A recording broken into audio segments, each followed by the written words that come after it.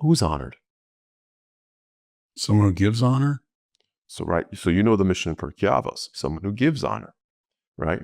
But why does that work? Why is somebody who gives honor not as opposed to the person who gave the money for the building, the honored person? What's needed to make genuine covet to some honor to somebody else real? I think gratitude is the thing that really comes to mind. Gratitude comes to mind. Okay, good.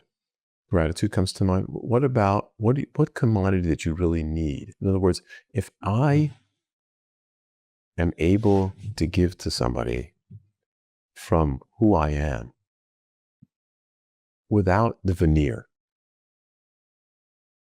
without the falseness, without it being a transactional, what do I have to be? Sounds like I have to be a real person. Loving, giving.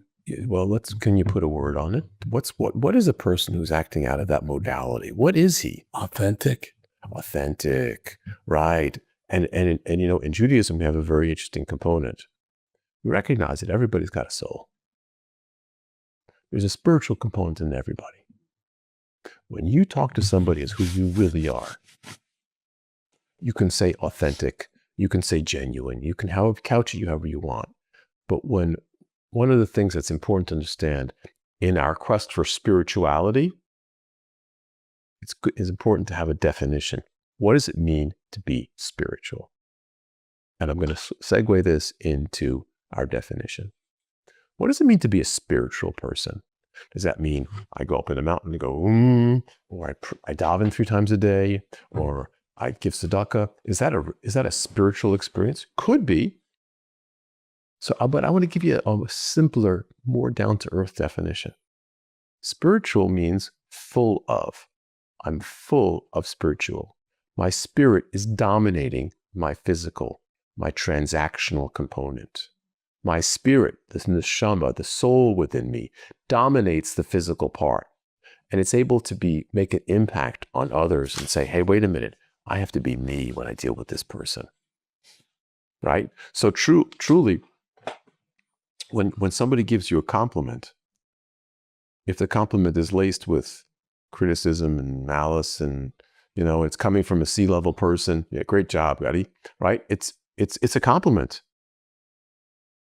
But if it's laced with genuinity, authenticity, or a person, you realize, wait a minute, this guy put himself aside. He humbled himself when he gave me that compliment. He actually didn't have to give me that compliment. He, so to speak, came down to my level to make it work. And certainly a person who is honored is because he can push himself aside, which is my definition of humility, and be able to give to other people. That's what, and when you get a compliment from a person who's genuine like that, you feel it. It sticks. It's real. It's not just another transactional, oh, great job.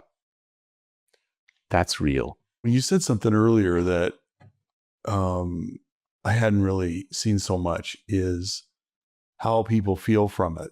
Like when you're giving somebody covet and you're submitting yourself in some way to do that, which is the act of humility. It's actually the act of creating spirituality. Really? Yes. Because, you know, something, when I push myself aside and I give the fellow a compliment and it's genuine, it's real, not only does he feel good, I also grow.